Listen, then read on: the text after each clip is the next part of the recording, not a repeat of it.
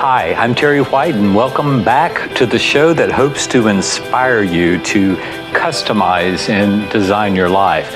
I'm sort of an unconventional gardener. Today, we're going to learn Terry's way of pruning an Annabelle or a Limelight hydrangea. This is not something that you would do to a mophead or a French hybrid hydrangea, the pink ones, the blue ones. Those bloom only on old wood, the wood that was created the year before, so that if you prune one, you're guaranteeing the next year you will not get any blooms. But the arborescent variety, the Limelights and the Annabelles, they bloom only on new wood, so you do trim them back every year. This is a Limelight in a pot. These are stems that I propagated a year ago. They have rooted, they bloomed quite nicely this year, and I will put them in the ground within the next couple of months or 6 weeks whenever I have time. The way you prune a Limelight is slightly different from the way you prune an Annabelle. So we're going to start with the Limelight, and then we'll move up to the garden and do an Annabelle that's actually in the ground. But what you're trying to do when you are pruning them back for the winter is you are trying to build different and multiple layers. So this particular stem right here, I'm going to take off this small insignificant branch to start with, but then everywhere you cut, if you cut in the proper place, you should get 2 stems. The next year you cut those 2 stems. The next year you cut the 4 stems, so that you're building a cage or a thicket that makes for a thicker, more bloom plant ultimately. But I clip them just above a nodule, a leaf nodule. And next year, that will shoot 2 stems out.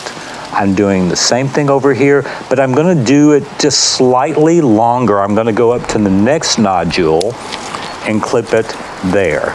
And then any insignificant, I may leave and clip above the nodule there and there, just to see if that will go on and make more branches. But then you do the entire plant. Let's go do an Annabelle now. Okay, as you can see, the hydrangeas aren't quite as pretty as they were several weeks ago, but I'm going to show you very quickly how to prune back an Annabelle now. You don't build a cage of thicket of stems like you do with a Limelight. I'm going to go down to this particular branch, has 2 that came out from my trim last year. I'm going to find the nodule and trim just above the nodule. And that is pretty much it. The nodules is where the growth will happen.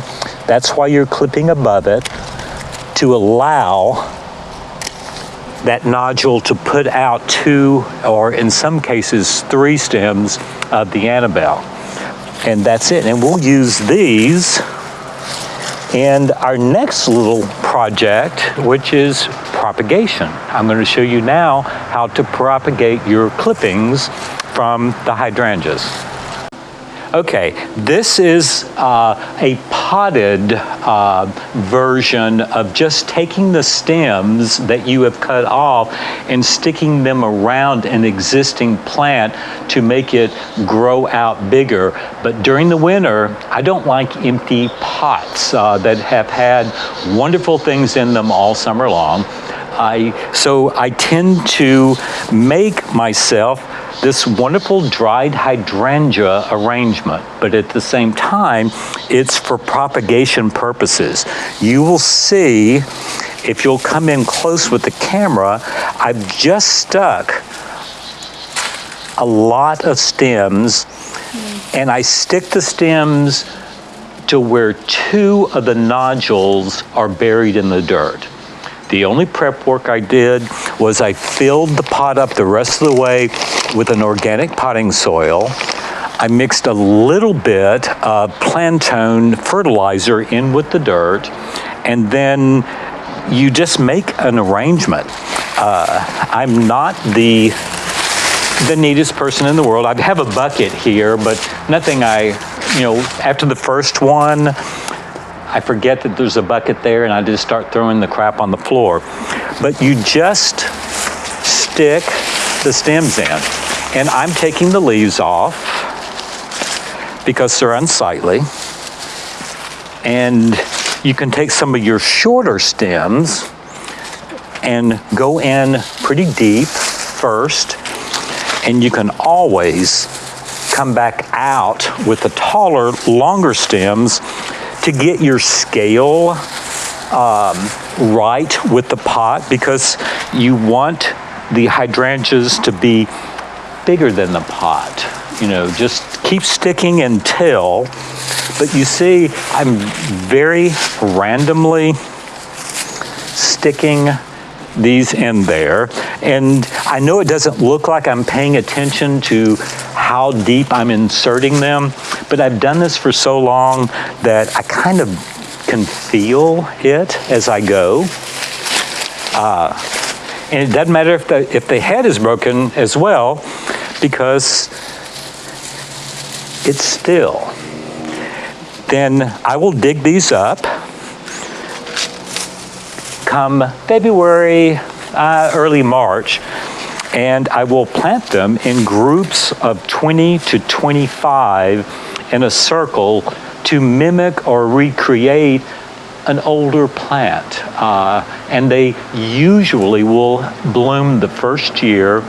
It's not a great bloom, but the second year, you won't be able to tell the difference between what you propagated and what you already existed in your garden.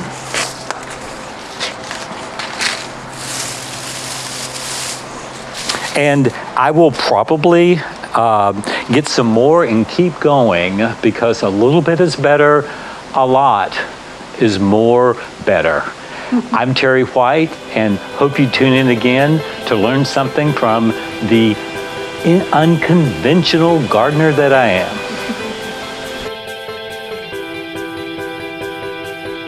Thanks for watching Design Your Life with Terry White. We hope you've enjoyed this informational video, and if you have any questions for Terry, please comment below. Subscribe to Terry's channel for more videos just like this one that will help you and inspire you to design your life. Thanks again for watching, and we'll see you again soon.